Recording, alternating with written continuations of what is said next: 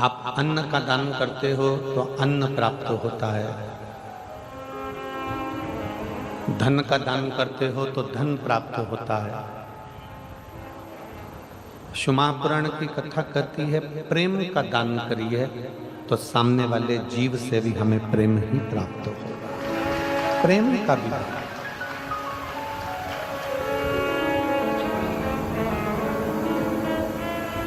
इस संसार सागर में तीन चीजें अगर आपकी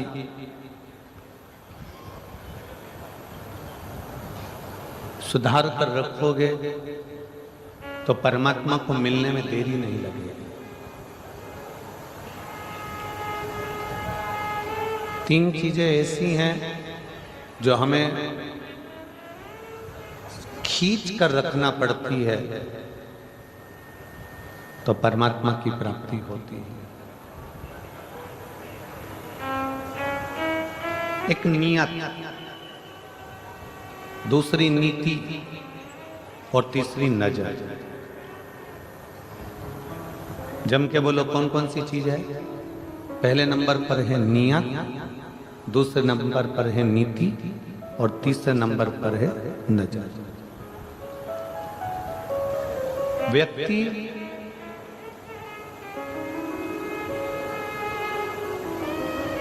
ये तीन चीजों को अगर सुधार ले, नियत, नीति और नजर को, तो समझ लो कि उसको परमात्मा प्राप्त हो गया और उसका जीवन सार्थक हो गया। नियत अच्छी है, नीति अच्छी है, नजर अच्छी है, तो किसी की हिम्मत नहीं है कि आपका कुछ बिगाड़े। किसी की सामर्थ्यता नहीं है कि आपका कुछ बिगाड़े। आप अपनी नीयत को अच्छा रखिए, अपनी नीति को अच्छा रखिए और अपनी नजर को अच्छा रखिए। किसकी सामर्थ्यता हो? आप सही नीयत से अगर कोई काम कर रहे हो, आप सही नीयत से अगर कोई कार्य में लगे हो तो आपकी वो मेहनत रंग लाएगी। आप सही नीति से काम करोगे तो आपकी मेहनत रंग लाएगी। आप सही नजर से काम करोगे तो आपकी मेहनत रंग लाएगी। नीति, नियत और नजर, ये तीन अगर अच्छी है तो दुनिया का कोई व्यक्ति आपका बाल बांका नहीं कर सकता। आप उन्नति की सीढ़ी पर चढ़ के चले।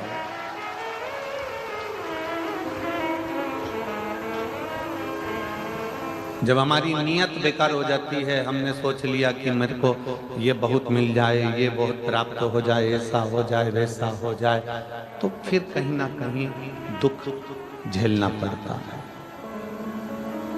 हमारी नीति गड़बड़ हो जाए, हमने विचार करा था कि मैं ऐसा करूंगा, मैं वैसा करूंगा, और तुम्हारी नीति सही नहीं बन पाई और उसमें तुम्हें कष्ट भोगना पड़ा, तो फिर तकलीफ है।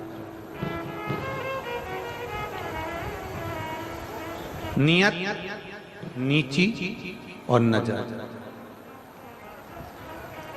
ये नियत, नीति और नजर, ये तीनों अगर आपकी नजर ठीक है, आप सही दृष्टि रखते हो, किसी को गलत दृष्टि से नहीं देखते, तो फिर जीवन साफ है।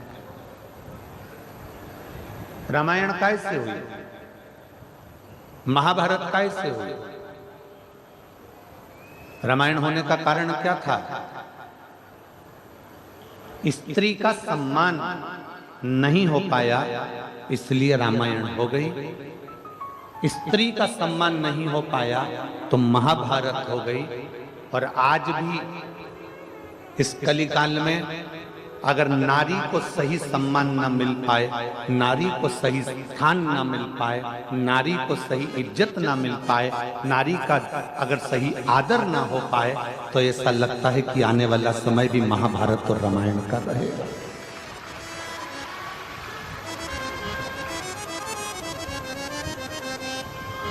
रामायण होने का कारण क्या था? माता सीता को सम्मान नहीं मिला, एक स्त्री को सम्मान नहीं मिला, एक स्त्री को आदर नहीं मिला। महाभारत होने का कारण क्या था? द्रौपदी को सम्मान नहीं मिल पाया। एक स्त्री का आदर नहीं हो पाया, एक स्त्री का सम्मान नहीं हो पाया, एक स्त्री का सत्कार नहीं हो पाया।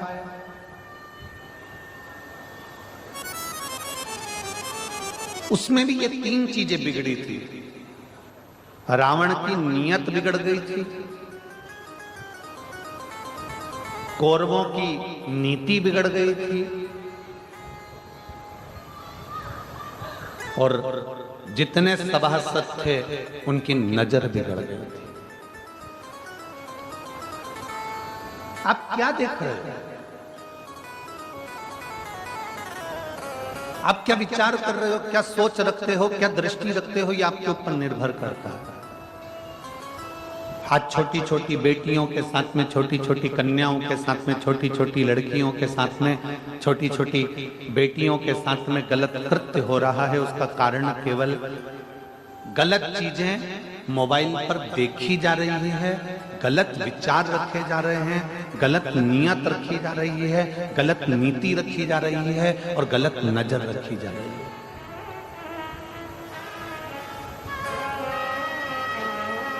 गलत नीति से, गलत नियत से, गलत नजर से ये बेटियों के साथ में हुआ।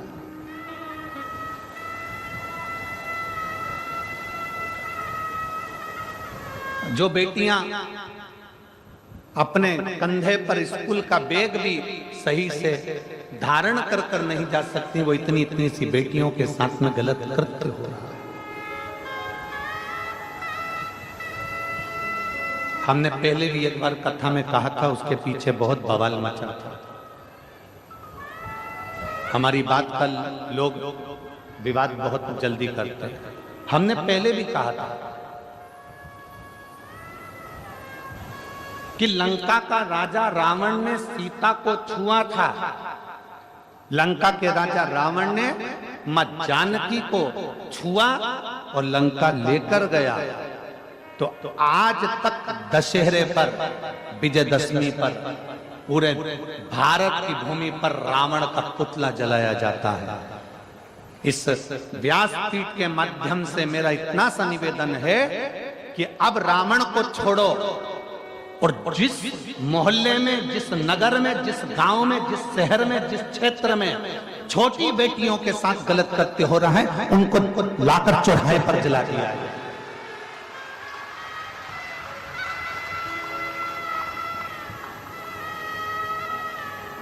उनको ले जाकर उनके पुतले को नहीं, जो छोटी बेटियों की इज्जत करना भूल गए, जो नारी का सम्मान करना भूल गए, जो स्त्री का आदर करना भूल गए, केवल एक स्त्री के चक्कर में रामायण हुई, केवल एक स्त्री के चक्कर में महाभारत हुई, और आने वाला समय भी कोई साधारण नहीं है।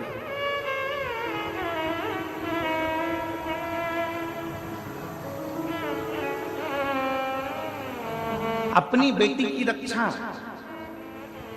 अपने घर की स्त्री की रक्षा अपने को स्वयं करना, स्वयं, कोई दूसरा नहीं करेगा।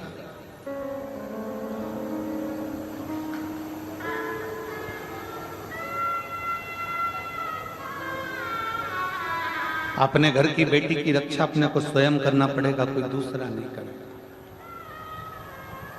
बेटी को अगर कॉलेज पढ़ने भेज रहे हो, बेटी को अगर स्कूल पढ़ने भेज रहे हो, तो निवेदन है अपने घर की बेटी को तलवार सिखाने भी जरूर भेजिए, एक भाला सिखाने भी जरूर भेजिए, डंडे चलाना भी जरूर भेजिए, कराटे चलाना भी जरूर भेजिए। उस बेटी को आत्मबल दीजिए।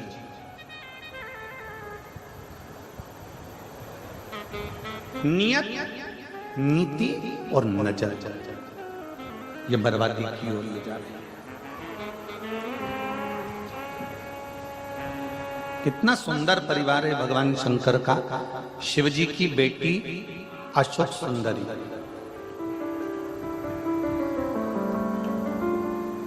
इतनी सुंदर थी अशोक सुंदरी कि उनकी सुंदरता का वर्णन कई शास्त्रों में मिल जाता है। अशोक सुंदरी बहुत सुंदर, बहुत सुंदर।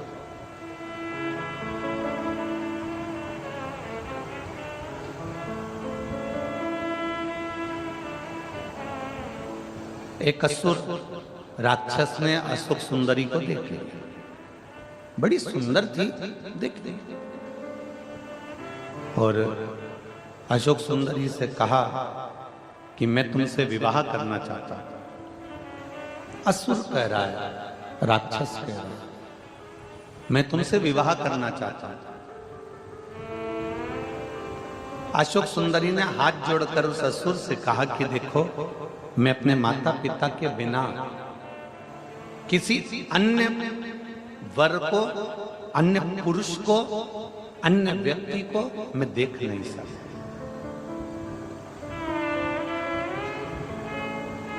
उस असुर ने कहा कि तुम इस वन में घूम रही हो, तुम अपना कार्य कर रही हो, वन में घूम रही हो, तुम इस कार्य में लगी हो, तुम उस कार्य में लगी हो। अशोक सुंदरी ने जो शब्द कहा, भारत की भूमि की एक एक बेटी से मुझे वो शब्द चाहिए। अशोक सुंदरी ने अपना शब्द कहा, सुन असुर, भारत में जन्म लेने वाली एक एक बेटी पढ़ेगी, भारत में जन्म लेने वाली एक एक बेटी आगे बढ़ेगी, भारत में जन्म लेने वाली एक एक बेटी नौकरी भी करेगी, पर भारत में जन्म लेने वाली बेटी आज संकल्प करती है कि शादी अपने मां बाप की इच्छा से करेगी।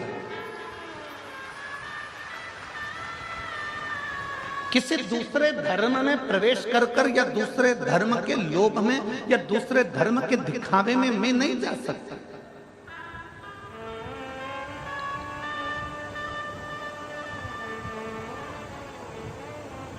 मैं दूसरे धर्म के दिखावे में नहीं जाऊंगी, मैं दूसरे धर्म के लोभ में नहीं जाऊंगी, मैं दूसरे धर्म के चक्कर में इधर उधर भ्रमण करने के लिए नहीं जाऊंगी, मैं दूसरे धर्म में प्रवेश नहीं करूंगी।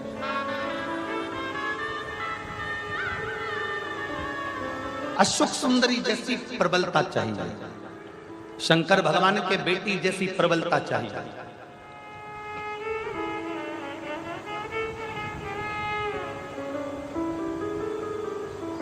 भगवान शिव जैसा बल चाहिए, मां पार्वती जैसा बल चाहिए।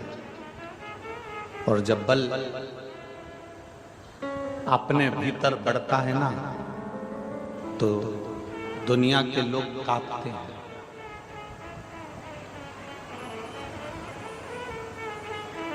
नियत सही रखिए, नीति सही रखिए और नजर सही रखिए। आप में से कई लोग ऐसे हैं, कई माताएं ऐसी हैं, कई मेरे जीजियां बेटी हैं, कई मेरे जीजा बेटे हैं, कई मेरी बेटियां बेटी हैं, कई मेरे बेटा बेटे हैं। मैं अपनी बेटियों को, अपने बेटाओं को, मेरी जीजियों को, मेरे जीजाओं को, मेरी माताओं को धन्यवाद देता हूं कि आप लाखों की संख्या में आए हो, पंडालों में जगह नहीं है, धूप में बैठे हुए हो, छाता लगा लगा कर बैठे हो, पेड़ के नीचे बैठे हो, जहां तुमको जगह मिल जाए तुम वहां बैठे हो। आपसे केवल इतना सा निवेदन है कि यहां जितनी मेरी जीजियां बैठी हैं, जितने मेरे जीजा बैठे हैं, जितनी मेरी बेटियां बैठी हैं, जितने मेरे बेटा बैठे हैं, जैसे तुमने आज तक अपना नियम, अपनी नियत, अपनी नीति और अपनी नजर जैसे आज तक रखी है, शंकर के प्रति शिवालय में जाना, शंकर को जल चढ़ाना, बाकी के कोई फालतू प्रपंच में नहीं पड़ना। शिव जी के मंदिर जाना, झाड़ू लगाना, कोई फालतू प्रपंच में नहीं पड़ना। स्कूल जाना, अपनी विद्या अध्ययन करना, कोई फालतू प्रपंच में नहीं पड़ना। नौकरी पर जाना, अपना कार्य करना, कोई फालतू प्रपंच में नहीं पड़ना। ऐसा हमेशा के लिए बनाकर हमें अपना लक्ष्य चुनना, हमें अपना कार्य करना, हमें अपने लक्ष्य से दूर नहीं होना। हम अपने लक्ष्य से जिस दिन दूर हो जाएंगे, उस दिन हमारे लक्ष्य तक नहीं पहुंच पाएंगे। यहाँ जितने बेटे बैठे हैं ना, और जितनी बेटियां बैठी हैं, उनसे निवेदन करूंगा, अपनी मेहनत को इतना बढ़ा लो, अपने कर्म को इतना बढ़ा लो, जिस विद्याध्ययन को कर रहे हो उसको चोग ना बढ़ा लो, इतना पढ़ो कि तुमने जो सोचा है और तुम्हारे माँ बाप ने जो सोचा है, उनका स्वप्न पूरा हो जाए।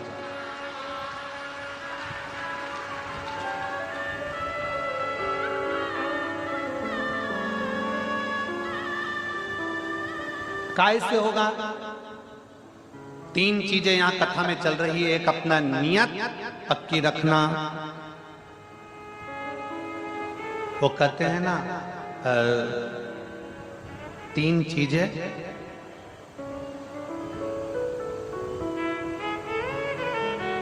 बहुत खतरनाक होती है। आज आप लोग सब तीन चीज के पीछे पड़े गुरुजियों। तीन चीजें बड़ी खतरनाक होती है। पहले नंबर पर शनि, दूसरे नंबर पर मनी और तीसरे नंबर पर दुश्मनी। कुंडली में शनि गड़बड़ कर जाता है, मन में मनी गड़बड़ कर जाती है और जीवन में दुश्मनी गड़बड़ कर जाती है।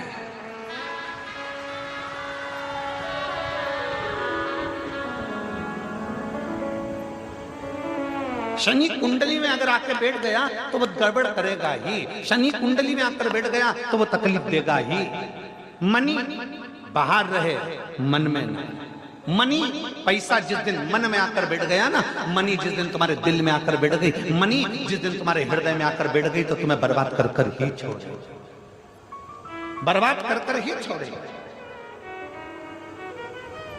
और तीसरे नंबर पर है दुश्मनी। दुश्मनी बाहर रखो, थोड़ी प्रेम के वश रखो, समाप्त करो। शनि मनी और जम जम के बोलो जरा, थोड़ा सा।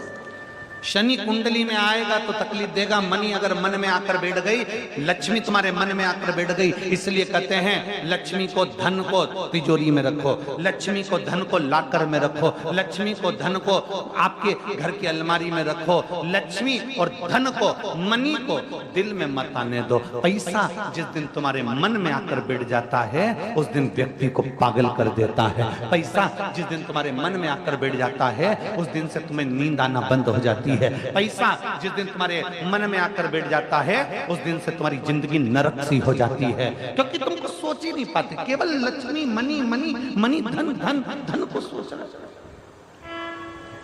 शनि मनी और जम के बोलो जरा, दुश्मनी। बचने का प्रयास करिएगा। दुश्मनी जीवन में ना हो, सम्मुखता में ना हो। तुम्हारी देवरानी से, तुम्हारी जेठानी से, तुम्हारे रिश्तेदार से, तुम्हारे नातेदार से, तुम्हारे कुटुंबियों से, तुम्हारे परिवार से, तुम्हारे नगर में, तुम्हारे क्षेत्र में, सब जगह पर तुम्हारा प्रेम जागृत होना चाहिए। प्रेम जागृत होना चाहिए। जब हम इस गांव में कथा करने के लिए आ रहे थे तो आते आते हमको वहाँ सीहोर में सूचना मिली कि कथा जो लिए हैं तो कहा कि गांव के लोग, नगर के लोग सहयोग नहीं करें। तो हमने समीर जी से कहा कि दुनिया में ऐसा कोई गांव नहीं और दुनिया में ऐसा कोई नगर नहीं कि वो धर्म के कार्य में कभी सहयोग ना करता हो। धर्म के कार्य में सहयोग ना करता हो, दुनिया में ऐसा कोई गांव नहीं है और ऐसा कोई नगर नहीं है। बस हमारा इतना सा कहना है कि उस व्यक्ति से कहो कि अपने दिल में मनी को ना घुसेड़े। मनी अगर दिल में है तो तेरी जिंदगी बर्बाद कर देगी। अगर मनी तुझे भगवान ने दी है तो उसको सत्कर्म में, सत्कर्म की पूंजी को लगाने का प्रयास करे तो जिंदगी को आनंदमय कर दे। और आज हो क्या रहा है? कांटाकुटीही का, धमतरी जिले का एक एक बच्चा, एक एक व्यक्ति इस छोटे से गांव की कथा को सफल बनाने का अथक प्रयास कर रहा है, अथक प्रयास कर रहा है। एक एक बच्चा लगा है, गांव का एक एक छोटे से छोटा बच्चा, एक एक बहन, एक एक जीजी इस कथा को सफल बनाने का प्रयास कर रही है कि हमारे गांव की कथा है, हमारे नगर की कथा है। एक एक क्षेत्र का व्यक्ति, पूरी धमतरी जिले का व्यक्ति इस कथा को सफल बनाने में लगा हुआ है। जो इस कथा से नहीं भी जुड़े थे वो भी अब खड़े होकर इस कथा को सफल बनाने का प्रयास कर रहे हैं कि कैसे भी यह कथा किसी भी रूप में सफल हो जाए। सफल मनी पैसा मन में मत आने दो। अगर ये मनी ये पैसा तुम्हारे मन में आ गया तो ये तुम्हारी जिंदगी को बर्बाद कर देगा। बर्बाद।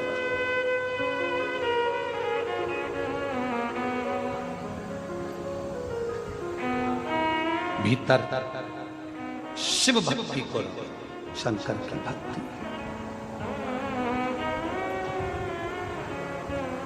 और जिसके हृदय में देखो ये शरीर है, इस शरीर का कोई ठिकाना नहीं रहता। आज चल रहा है, कल चले ना चले।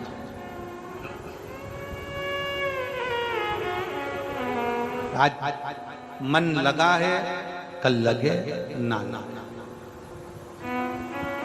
कल लगे ना ना। पूरी जिंदगी ऐसे ही निकल जाती है।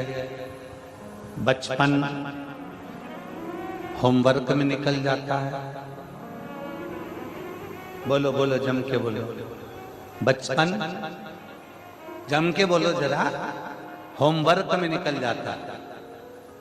जम के बोलो जरा, बचपन होमवर्क में निकल जाता है। जवानी होम लोन में निकल जाती है,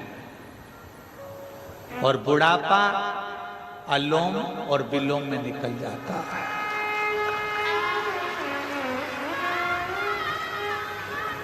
हो गया जिंदगी पूरी समाप्त, हो गई जिंदगी, पूरा बचपन निकल गया। होमवर्क कर, होमवर्क कर, होमवर्क कर, माँ कूटे, बाप कूटे, सब कूटे, होमवर्क कर, होमवर्क कर, होमवर्क कर। बचपन निकल गया, जवानी आ गई, मकान बनाना है, क्या करना है, होम लोन ले लो। होम लोन ले लिया, कर्जा चुका, कर्जा चुका, कर्जा कर्जा कर्जा, आखिरी में मर जा, चुका चुका के मर गया। जिस फ्लैट को लोन से खरीदा था उसी में लेट गया, उसी में लेट गया। बचपन में होमवर्क, जवानी में बोलो बोलो जम के होम लोन, और बुढ़ापे में अलोम और विलोम, और फिर जिंदगी समाप्त। छोटा सा जीवन तो चुटकी में चला गया। और फिर आखिरी में हुआ क्या, परमात्मा के पास गए तो उससे बोला, क्यों रे नीचे गया था क्या करा? तो क्या करा ना, नीचे मैंने होमवर्क करा, होम लोन करा, फिर अलोम और विलोम करा, फिर क्या करा?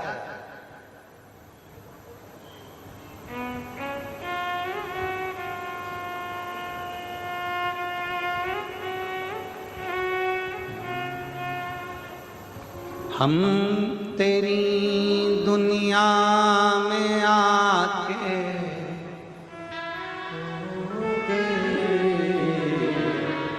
हम तेरी दुनिया में आके खो गए,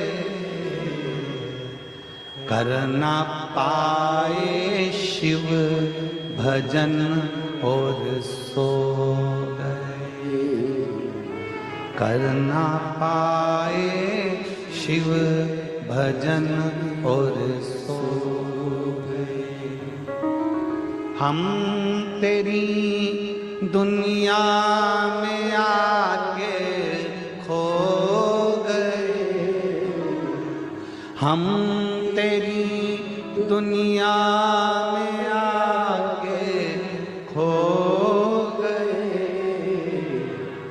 कर ना पाए हरि भजन और सो गए, कर ना पाए शिव भजन और सो गए। हमारा पूरा जीवन हमने ऐसे ही खो दिया, पूरा जीवन।